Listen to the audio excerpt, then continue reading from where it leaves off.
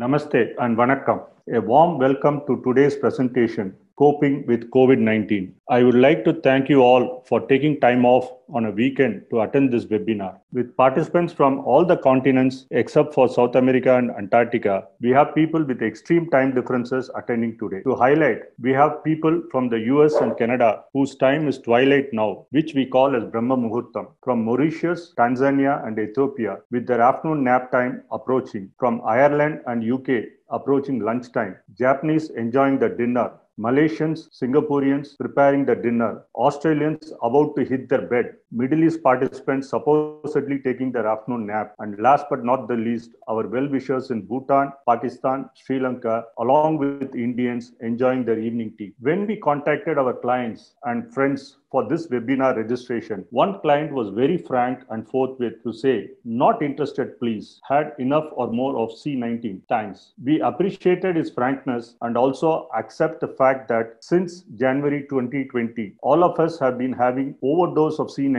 that even our dreams have been conquered by it. I would like to assure today's participants that our speaker for the evening, Dr. R.S. Murali, who is known to most of you, comes with more than 3 decades of consulting, research and teaching experience, will ensure that this will not be yet another webinar on C19. In fact, we have lined up sequel webinars on focus topics, which will be an eye-opener to all of you. I'm sure that at the end of today's webinar, you'll be eager to ask about the schedule of the sequels. MAGC, short for Management and Governance Consulting Private Limited, formerly NCRCL, was formed in 1999. MAGC's area of core competency are business advisory, governance and public finance, process advisory, information technology, training and research. MAGC has executed assignments for the World Bank, ADB, UNDP, USAID, UNEP, and Swiss Agency for Development and Cooperation. MAGC has also worked with the Government of India, Government of Botswana, and over 10 state governments in India.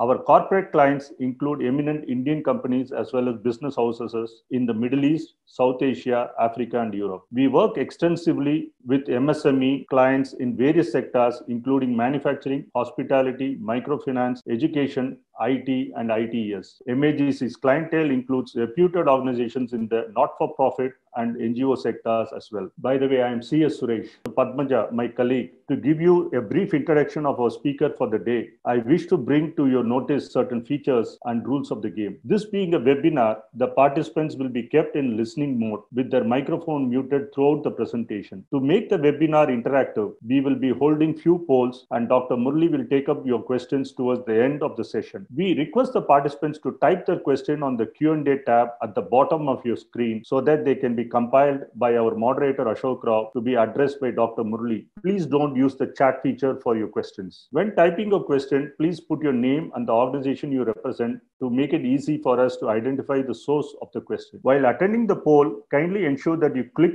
on one of the options in the poll and hit the submit button. Please don't close the poll screen without clicking on the options. It will not reopen once closed. We'll have a quick poll at the end seeking your opinion, which will help us make the necessary improvements for the future events. Thanking you all once again. Over to you, Padmaja. Thank you, sir. Hello, everyone, and welcome to today's webinar on coping with COVID-19, the first in the CWC series to follow in the coming days. I take pleasure in introducing today's speaker, Dr. R.S. Murali. Dr. Murali is the founder and managing director of MAGC and director of ANSA, which is the first platinum-approved learning partner for ACCA in India. He is a seasoned management consultant and financial professional with over 3.5 decades of consulting experience working with clients in the government as well as the corporate sector. He has had the privilege of working as an individual consultant with external funding agencies, including the UNDP, the World Bank, the Asia Foundation, and others. His academic qualifications and main areas of specialization can be seen on the screen displayed. Mr. Murali is on the board of studies of a university and an autonomous college and in the committees of Institute of Chartered Accountants of India. He has spent a term as the National Vice President of the Institute of Management Consultants of India. He loves teaching and training, and he also spends time at ANSA, where he is teaching strategic management subject students and creating global rank holders. Mr. Murli has published research-based articles in international professional journals, and some of them have won the Best Paper Awards. He has contributed to chapters of 5 books, authored 2 books, and 2 technical bulletins. Mr. Murli strongly advocates values-based management in work and deeply feels ethics and spirituality is very important in managing organizations successfully. For all of us here at Maxi, he has always been our mentor, guiding force, and a source of inspiration. So not taking any more time, I request Dr. Murli to please proceed over this session. Over to you, sir. Thank you. Thank you, Suresh. Thank you, Padmaja. Welcome, all of you. Thanks for being here. Hope you're all safe. Nowadays, most of the time, we are at home and the life goes on. Official works are getting done somehow at different levels. Now, with the lockdown easing out across the globe, we need to tighten our belts and start out officially. This session today is for this purpose. We are trying to make it as generic as possible so that irrespective of industry, whether you are from a manufacturing company, education industry, retail, service organizations like CAs or doctors or advocates or a consulting company, basic concepts apply to all of us. That is the premise with which our intention today is, as Suresh was mentioning, not about C19, but what we need to see in 2020, what we need to see. So it is not about C19. It is also not about a long-term telescopic view of what is likely to happen in the next 15 years. Nothing. We are here to take stock and try to understand what needs to be done. Again, we are not here as experts and pronouncing something thou shalt do. Not at all. What we are trying to do is hold hands with you and with loving heart, try to understand what needs to be done. Therefore, we focus on sustainability. What do we mean by sustainability? Whatever we do has to be viable over the next periods of time, and seeds of that have to be sown immediately post-COVID. And we always represent sustainability in the green color, because it includes flora and fauna, and organizations which have not carried that part of nature, now we are repaying. So we need to understand that. So this is done. The focus is generally will be around SMEs, small and medium industries. However, lot of the underlying principles are applicable to almost all the organizations, big or small. Therefore, what we are trying to do is a beginning of a thought process. This is not a session for solutions. This is a session for thinking and evolving solutions. And therefore, this coping with COVID seminars, which we are going to have 4 or 5, it's going to be a thought process in which we would love all of you to get involved. Having stated, let's move further. What is the impact? What is the impact of COVID in general? COVID has become a leveler. How? I'm going to give you a few examples. First one, the boss and the worker are equal now. They all face exactly the same. Absolutely, COVID has made everybody humans and we are all equal. All of us will have to follow the same, sort of precautions. We need to treat ourselves equivalent to others, and then we start moving. That's the way we need to go. And what is also proven, great scientific inventions, amazing scientific labs, super duper technology that we have been talking about have completely become useless in front of COVID. All that we have tried to do now right now is understand that this icon means COVID. And so what happened to the human intelligence and what happened to the great ego that we are best of the company, we do this, we do that, we have 180 branches. That chap and the corner tuck shop owner are both the same. The complete intelligence and the ego went for a major hit through our friend COVID. And we have created new normal. What do you mean by new normal? The existing way the organization was conducted and the performance was being measured is all gone now.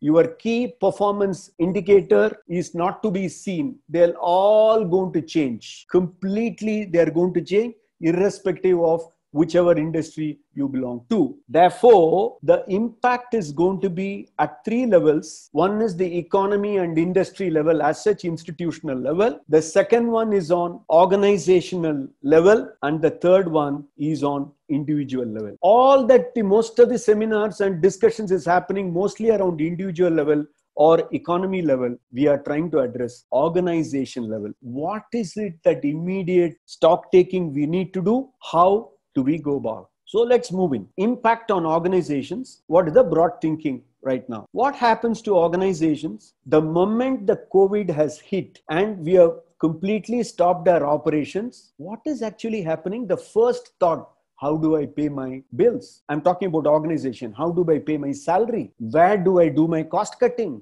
How many chaps should I send out? Am I going to get new clients? Am I going to get new order? Will people buy my stuff and all that? Therefore, what happens is the impact is very, very, very different at different levels of the organization. For the top manager, for the top management, whether the company will exist or not. For the bottom guy, he doesn't know whether he'll be employed or not. And sometimes both of these guys may think the middle level is irrelevant now. Only middle level flap, no use. And functionally what happens? Different functions. Marketing, the impact is different. You now cannot bring the celebrities and market your product. Why? Celebrities is wearing mask and sitting like us, sitting inside. Human resources, totally rehashing has to be done, right? Multi-skilling, then production. We don't know whether it's going to happen. And finance. So what I mean to say is different functions are going to have different impacts. Therefore, we see there is an impact on the levels. Two, there is an impact of the functions. So, and each varying levels, the magnitude and direction of what is likely to happen in the levels and in the functions are totally different, resulting in what I call as stressed organization, high pressure, stress at different levels. Therefore, what happens? Every institution, big or small, will undergo this stress for sure, and what results is an imbalance. Therefore, institutions literally could go topsy-turvy. Institutions, the existing structure and existing processes and system may become irrelevant partially or fully. Therefore, what happens? We need to do something totally innovative. You are going to use traditional methods to solve a problem which has hit us within the short time at different levels and different ways. My dear friends, we are thinking wrong. We will have to be innovative to reboot our organization. I'm sure all of you agree with this. And before we go further, my colleague wants to have a poll. Praveena, to you. Thank you. Good evening, all of you. So at this juncture, we would like to, get your inputs on certain aspects. So I'll be launching a poll now. This will come up as a pop-up screen on your device. Please ensure you mark your answer and you can submit. Please don't close the pop-up. Please be careful about that. Okay? Launching now. I request all of you to vote. Getting your feedback will make this bit more interactive. I'm sharing the results, some interesting results. So as you see on the screen, we have very interesting. Getting new business has got 28% weightage, and the next one is Cash Crunch. Very interesting. We will see how this is going to get discussed in this and the forthcoming seminars. Okay. I'll stop sharing. Yeah. So let's proceed further. Okay. Now that the organization is stressed, what really happens? Unless you understand what is happening, how can you have solution? So what really happens is you need to immediately think and act. Thinking and acting has to happen. Therefore, there has to be a response. But how do organizations respond? They respond in three different ways in times of, let's see, emergency time, risk time, and crisis time. These are all called high active times. And how much are we prepared? What is the preparedness in general? Emergency. Some organizations may be fully prepared. Anything happens, hey, this guy will take charge. Risk. Those organizations which have a risk framework, they do have some aspect of this covered. But crisis, we are least prepared. Now, we are facing such a situation. So let's understand this clearly. I'm trying to dissect it so that we go very warm towards what we need to do. Therefore, we have to attack the new normal. And how? With very little time, with very compressed resources and strained processes. Processes are getting strained. I'll tell you how. So you have less time now. We have compressed resources and completely shattered processes or pressurized processes. And we need to come up with one whole shopping list of what I need to do. And we need to have a captain who will steer the ship. How is this going to be done? This has to be done with 3 W's. There is going to be change in workplace, there is going to be change in workflow, and there is going to be change in work culture. Whether you want it or not, these 3 things are happening. How are they happening? In the workplace, simple, working from home. The timing has gone for a toss. I've been asking a lot of my friends and going through a lot of surveys. There are skewed opinions. One set says, "Hey, productivity is increased." Another one says, "Sorry." And how are we going to? The workplace is going to affect the timing, the quality, the productivity, security. Yes, productivity can go up, can come down. Quality of the work, how are you going to control? All of the companies are not high-tech software companies which can manage, or the type of work they do, their employees can do from home possibly. But then how are you going to control quality? How are you going to control productivity? So that's an issue. Security, information security, all of them are trying to work from their home.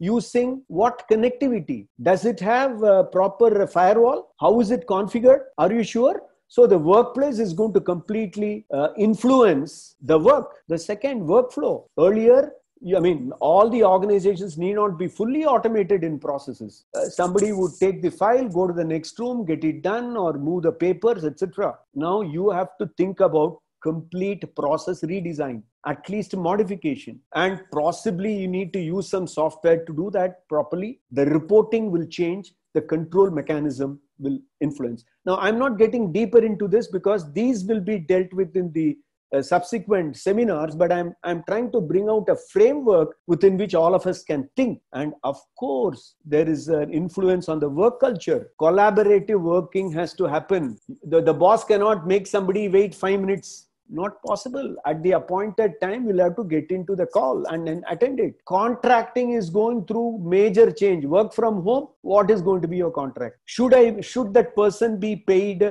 traveling allowance? So many things. And how is the insurance? I'm talking with insurance guys. How the insurance is going to be concerned. Will there be loyalty with some people? Now, I read an article which is talking about multiple contracts. I'm going to work for 2 firms. I work, who is going to? And 45 works 48 hours a week. How is the government going to restrict? God knows. So, and there is going to be different level of loyalty. There is going to be level swap. What do you mean by level swap? The guy who is going to perform well is going to be made the boss. Absolutely. And that should be done. That will happen. So the impact, so what really happens inside is, at least to understand, workplace, workflow, work culture is going to change. We have to take care of these 3 W's, right? And therefore, what should we do? We understand all these are going to happen, but what are we really going to do? So we have everything on a palette, and then we need to paint. So we have a stressed organization. Where should our strategic focus be? Among so many things, since we are understanding these are all some of the areas we need to touch upon, where should be the strategic focus, right? We need to have clarity of what is to be done, and what are all the changes to be incorporated, and what is the cash flow required. So organizations will have to look at the 3 C's. You will have to see these 3 C's. The impact is 3W, and the change we need to do, the attention we need to give is the 3C. We need to have clarity of what all to be done, and what are all the changes that we'll have to initiate, and for which we need to arrange the required resources. So clarity, change, and cash flow will have to happen then. So clarity is what is to be done, changing processes, how to be done, and cash flow will be the means to be done. This you cannot avoid, and we need to focus on this. And therefore, for focusing on this, what should be our approach. Assess the impact. First, we need to do is impact assessment. In each of my areas, post-COVID, what I need to do, what is the impact of COVID? You know, in the poll we had, somebody said, how am I going to get new business? So we'll have to sit and we need to discuss, we need to understand the variants. All these times we could have got just business by just like that, but now it is not going to be possible, right? We are going to invent novel ways of marketing. Then identify a priority based on the impact. There are a lot of impact assessment approaches. I'm not getting into that today. And then we need to identify the priority and then make a list of the priorities. Third, we need to re-engineer processes. And fourth, enable resources. So this is what, how, and means. I am further restricting it to these 4 areas: assessing the impact, identifying the priority, re-engineering the processes, and enable the resources. So in resources, of course, you have people and you have technology and you have money. At least minimally these 3 are required for any organization, right? So this is what we are supposed to do. And when we do this, what has to happen? This is very, very important because we understand the mechanism by which the whole thing has to happen. So we have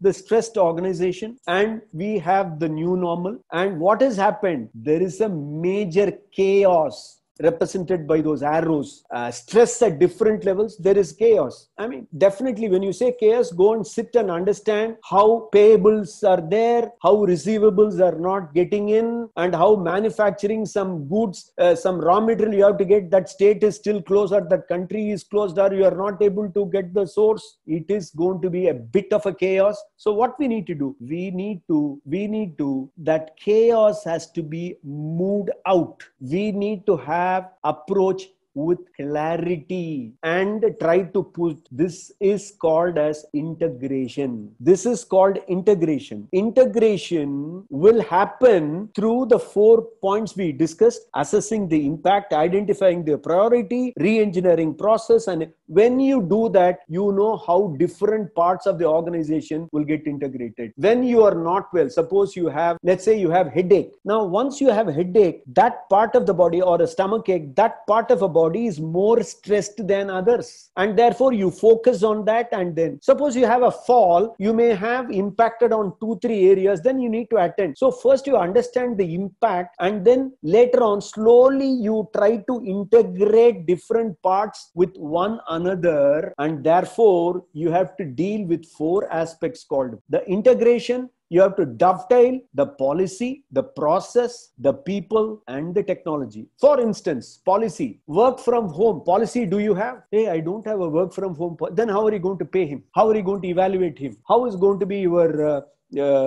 performance evaluation going to happen? How are you planning increment? How are you going to bonus? Hey, without that, this guy is not getting motivated. So what do I do? So there has to be, you have to look at various policies you have, and then you'll have to, look at that. People are discussing how accounting policies are going to be impacted. You might have a set of COVID-based accounting principles coming up, practices coming up. Similarly, we have discussed process that's going to impact, and then people. I'm going to discuss slightly more on people today. And then, of course, technology, everything. The moment you say process, you say control, you have technology. Now, these 4 are going to be the themes for our future CWC seminars, because that's what we are intending to do, so that we get clarity on how to manage, how to overcome the situation. Right. Now, having stated this, all these will bring about what? Ultimately, it is human beings. You need to have aligned human beings. So the aligned human beings, from among them, you need to have enlightened leadership. I'm going to discuss today on enlightened leadership. So we have now seen what has to happen.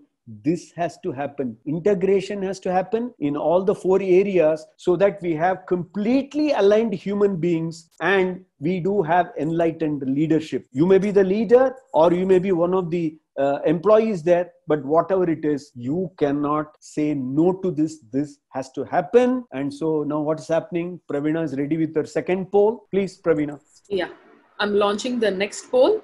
Same thing, it will pop up as a separate window. Please submit your answer and submit the window. Don't close the window before marking your answer. Okay. So operations and production we have Leadership by taken. system. So 22%, and I think the next 18% is marketing. And the second one, so 40% is leader with systems, and 25% each of leader with brain and leader with heart. Very nice. I'm so happy. Thank you guys. We will see. You can close share, please. Thank you for that overwhelming response. Let's proceed further. Now the key, we come to the core of today's discussion, which is enlightened leadership. The whole thing is about leadership. Therefore, let's look at how we are going to create such a leadership in such situation. Okay. How have we been traditionally managing? We had data, and then what we did, we found out amazing technology for data processing and brought information. Wow. So data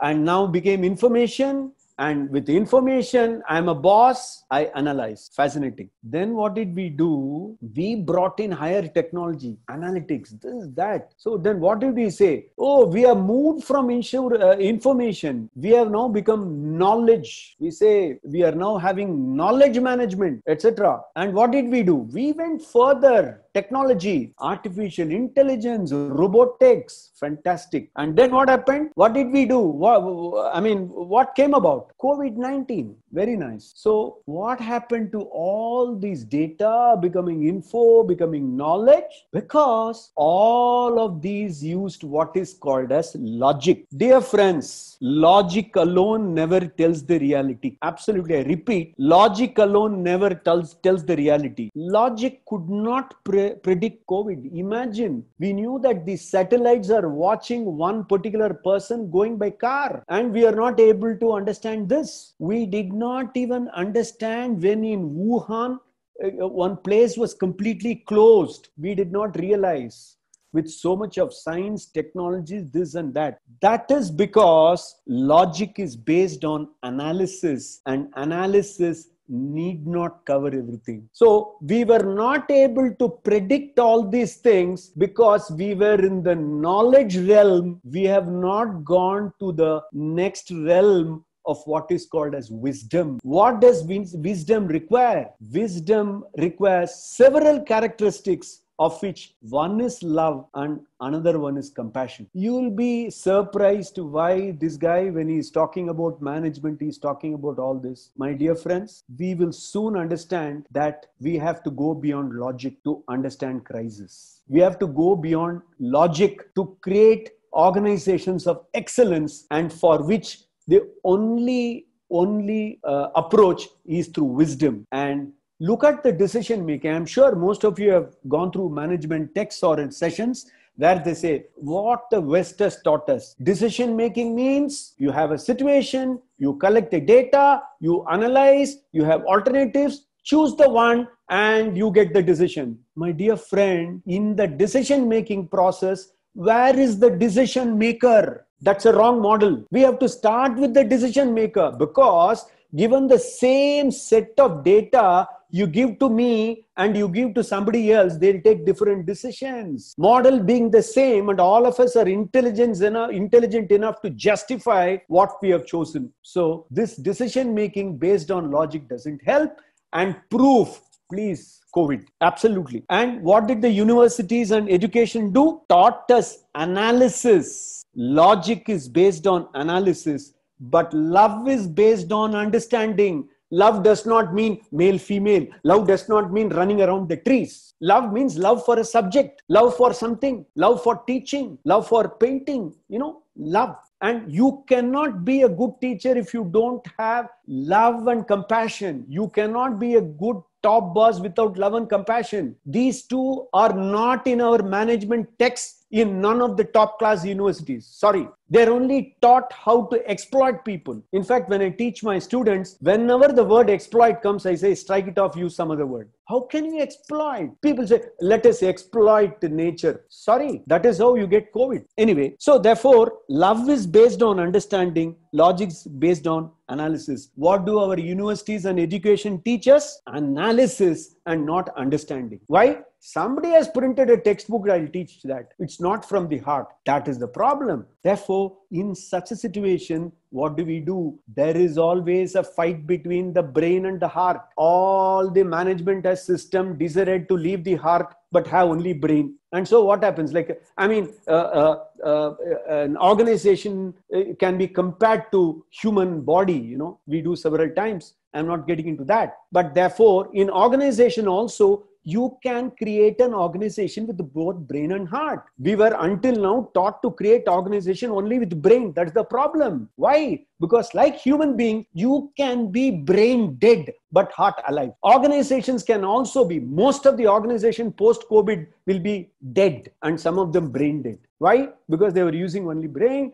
Heart, those organizations with heart can always pump up and regenerate the brain. So therefore, ultimately, we will have to go with heart. Okay. So what happens in this? This is because we have ego. In management parlance, I say ego is edging governance out. No governance at all. The boss decides and everybody shall obey. Whether it be a multinational or a conglomerate, that's what happens. You call it as organizational culture. That's why we hit the work culture there. So the ego has to go if wisdom has to come. So I'm talking about something totally different for most of you. No logic and no ego. Array, what will I do with my titles and my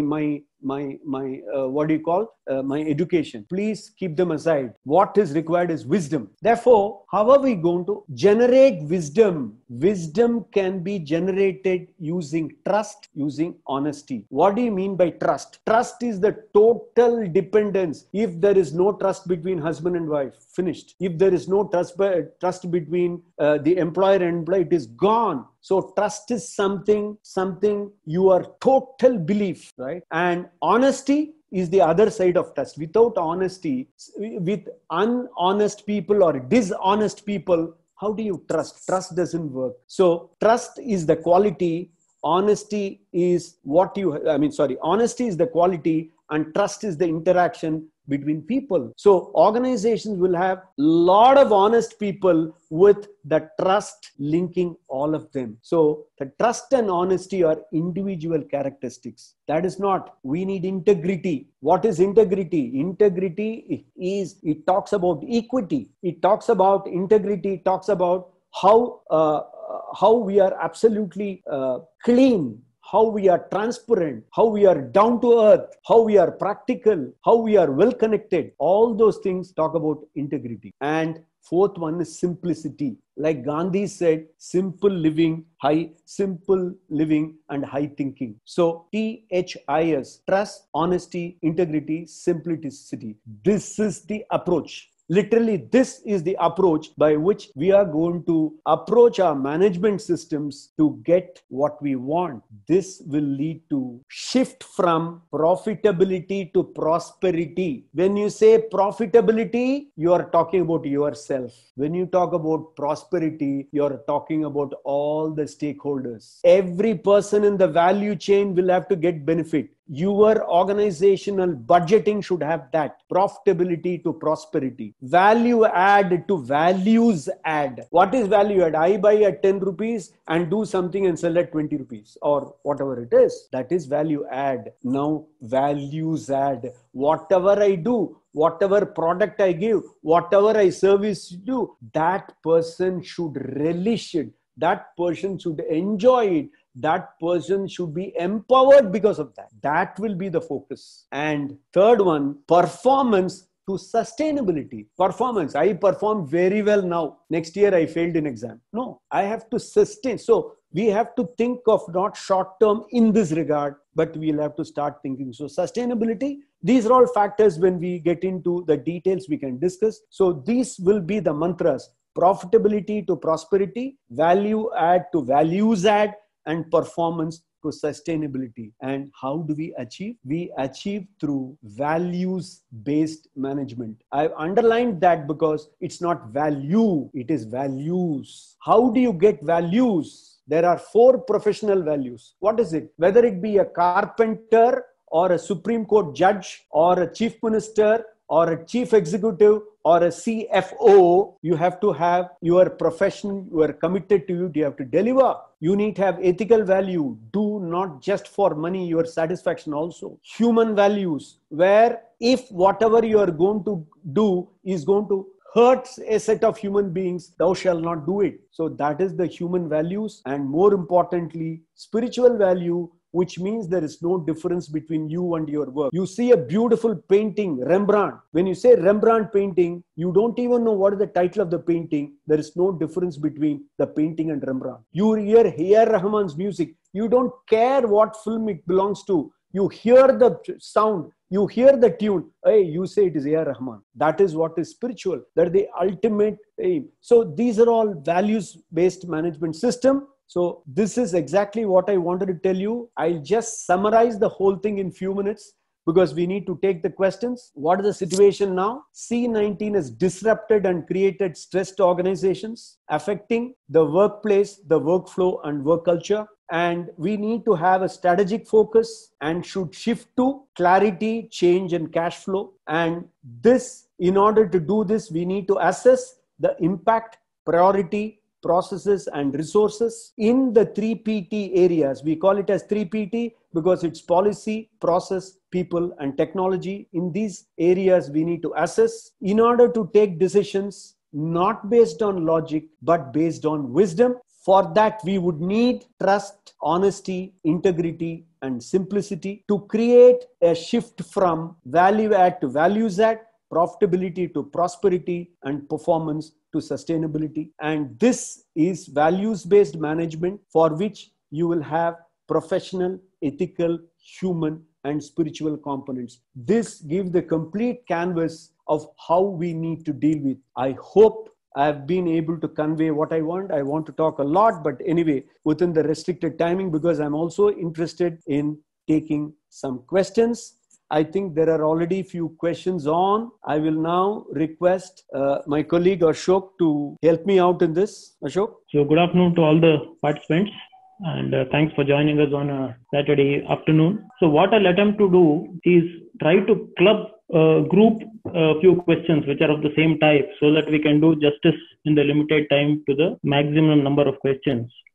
Ashok, yeah, I was already having a question which you had sent me. Should I start with that? No, that is also in my list. So okay, that also gels with some of the other questions. Okay, right. So, fair enough. Please. Okay. So of course, the bulk of the questions are correlating to the first poll results, which spoke of getting new businesses, the biggest concern. So the thing is, as we have professionals as well as people from manufacturing sector as well. So one of the questions is, what are the new type of avenues for professional firms that are coming up, consulting firms or CA firms? See, one of the major things is the impact, like how the medical people have responded to the immediate requirements. And the next hit is, of course, on the economy. So already a lot of small industries and even larger industries are asking about how do we plan. I've been telling them that there is a major hit going to be on their cost of production. So therefore, there are some areas where the professionals can help these institutions reassess their costing for product and services. And banks have come up with amazing different schemes. So someone has to get complete control over all these schemes available, understand the suitability of the schemes. Government has also come with a lot of subsidy and other schemes. So there is a huge work for professionals, and even reorganize the internal systems, whatever is required, whatever is not. Apart from,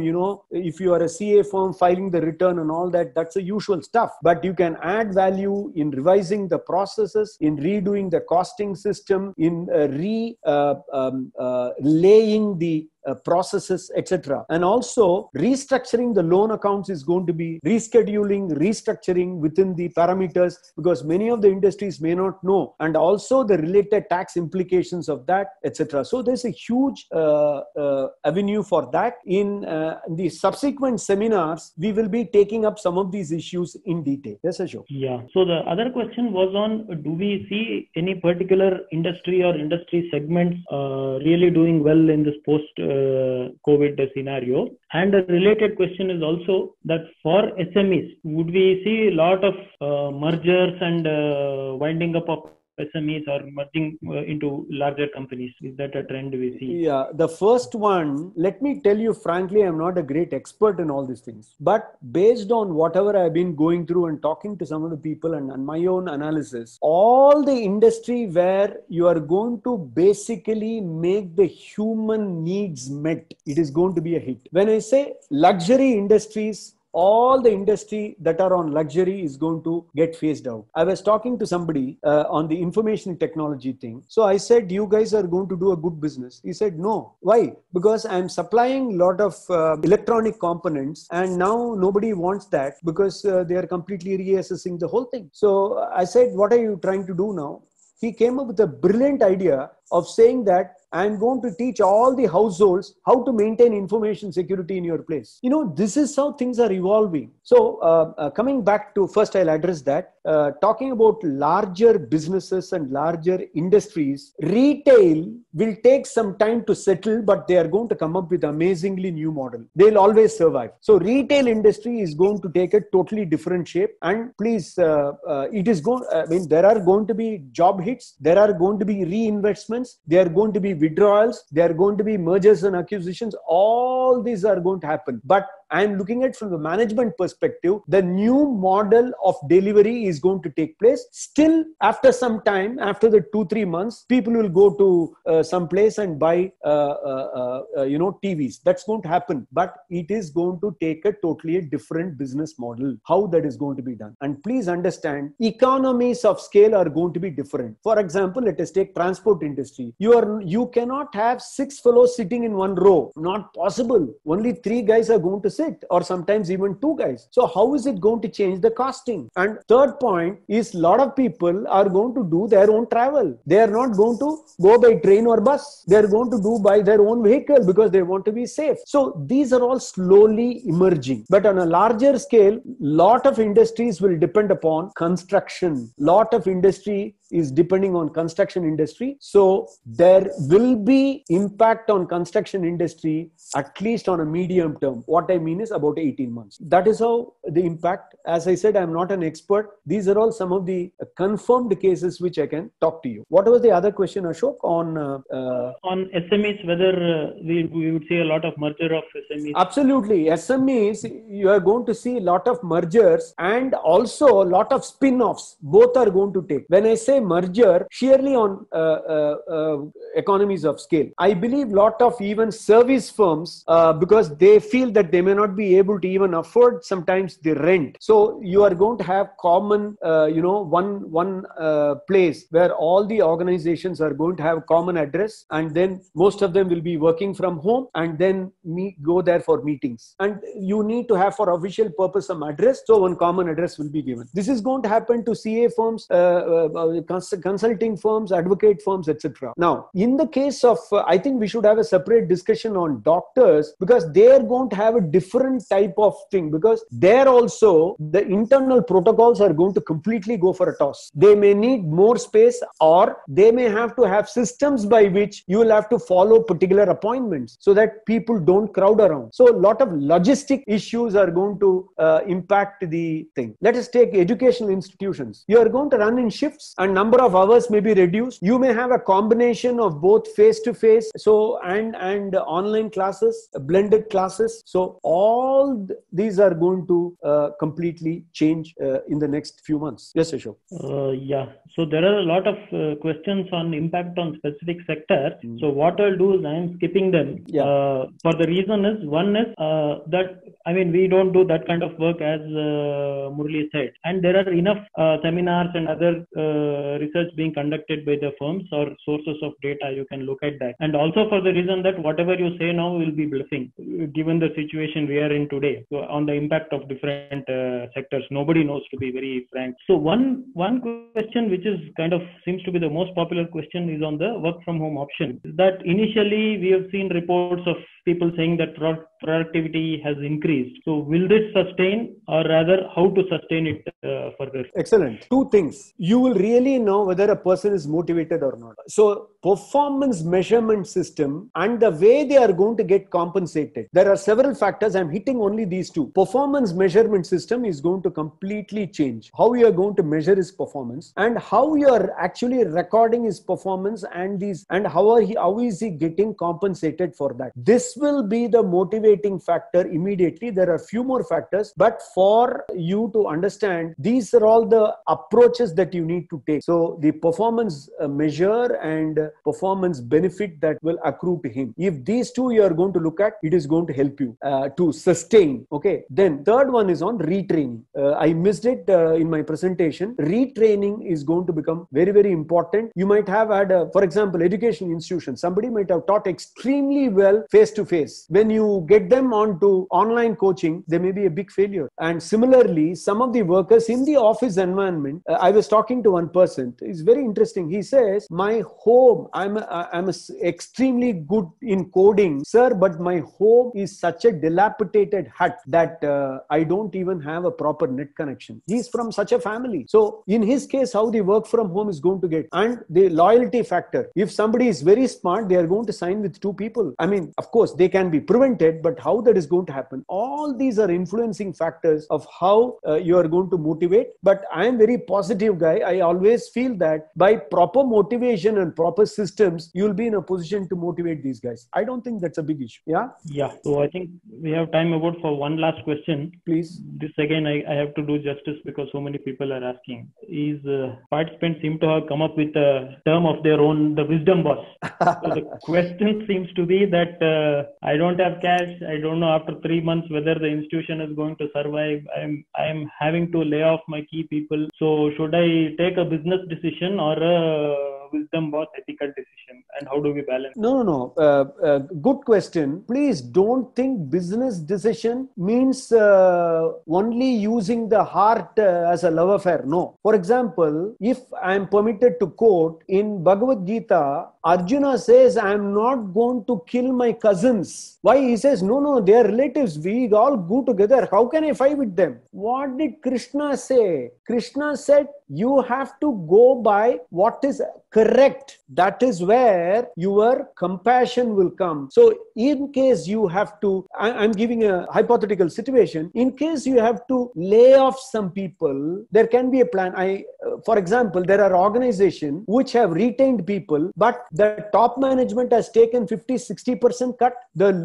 And they are seeing to it that the lowest level have not getting affected, and the middle level maybe 20-30% cut. Now this is a decision with heart. Instead of that, maybe somebody would say, oh, across the board 40% cut. What is a 40% cut for a person who gets 100,000 a month and for a person who is getting 5,000 a month? 40% cut for that guy down the line is disastrous. Now this guy is taking a decision with wisdom, the one who cut differentially at different levels. That is what I mean. So depending on your organization, please, the whole session is not to close down the organizations, please. I hope I have not given that opinion. Each one has to be dealt with case by case. And the moment you start thinking how to use my wisdom, please, you will get amazing solution. We can do a lot of brainstorming on that. I'm very happy. I don't know whether I have been able to answer the question, but I'm sure I have replied it to you in such a way that you can start thinking.